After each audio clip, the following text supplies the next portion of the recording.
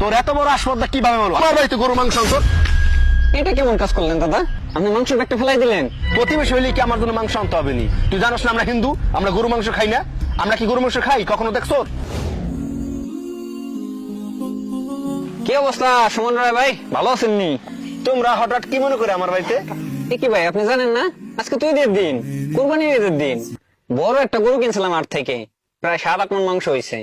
তো এখানে আপনি আমার বন্ধু মানুষ, আপনার বাড়িতে যদি মাংস না নিয়ে আসি তাহলে কি হয়? এই দে মাংসের ব্যাগটা দে ভাই, আপনার নিকে 5 কেজি মাংস নিয়ে এসেছি, গরুর মাংস।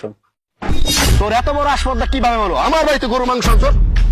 এটা কেমন কাজ করলেন দাদা? আপনি মাংসের ব্যাগটা ফেলাই দিলেন। আপনি আমার প্রতিবেশী, আপনি হকদার, তাই তো আমি আপনার জন্য মাংস নিয়ে আসলাম। প্রতিবেশী হইলে কি আমার জন্য মাংস আনতে হবে নি? তুই জানোস না আমরা হিন্দু, আমরা গরু মাংস খাই না? আমরা কি গরু মাংস খাই কখনো দেখছো? কেন ভাই, আপনারা দি পূজার সময় স্ট্যাটাস দেন ধর্ম যার যার উৎসব সবার, তাই তো আপনার জন্য মাংস নিয়ে আসলাম উৎসব ভাগাভাগি করে নেওয়ার জন্য। তুই রাগ তোর সব, তুই জানোস না আমাদের ধর্মে গরুর মাংস খাওয়া নিষেধ? ভাই আপনাদের যখন বড় বড় পূজার উৎসব হয় তখন কিন্তু আমাদের মুসলিম ভাইদের দাওয়াত দেন পূজায় যাওয়ার জন্য। তো আমাদের মধ্যে থেকে অনেকেই পূজায় যায়, অংশগ্রহণ করে।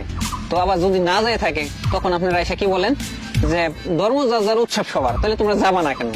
তখন আপনাদের এই কথাটা শুনে কিন্তু অনেকেই পূজায় যায় এবং অংশগ্রহণ করে। তো আমি সেই কথাটাই চিন্তা ভাবনা করে আপনার জন্য মাংস নিয়ে আসলাম, যে আমাদের যেহেতু একটা উৎসব চলতেছে, আপনারা এই উৎসবে সামিল হন। আরে ওইটা তো একটা কথার কথা, তাই বলে কি তুমি আমার বাসায় গরু মাংস নিয়ে আসবে আর এই গরু মাংস আমি খাবো? এটা কি একটা কথা হলো?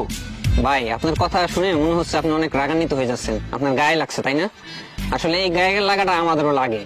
আপনারা যখন আমাদেরকে দাওয়াত দেন বা বলেন যে ধর্ম যার যার উৎসব সবার, তখন কিন্তু আমাদেরও কষ্ট লাগে। আমাদের মুসলিম ছেলেরা ধর্মে নিষেধ থাকার পরেও আপনাদের পূজার অনুষ্ঠানে যাইতেছে এবং সেখানে আমোদ ফুর্তি করতেছে, শুধুমাত্র ওই একটা কথার জন্যই, ধর্ম যার যার উৎসব সবার।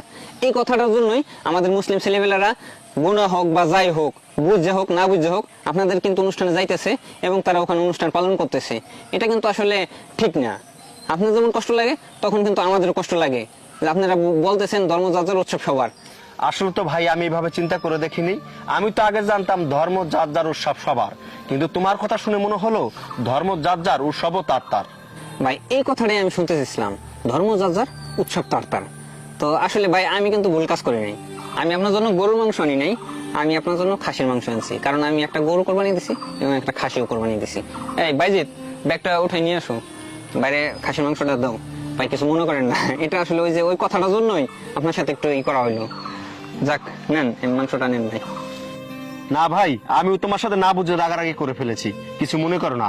আর তুমি মাংস এনেছো, আমি প্রতিবেশী হিসাবে নিলাম, আর তুমি তোমার ধর্ম পালন করো। ঠিক আছে ভাই, আচ্ছা চলো বাইজিৎ। ভিডিওটি ভালো লাগলে শেয়ার করে সবাইকে দেখার সুযোগ করে দিন। ধন্যবাদ।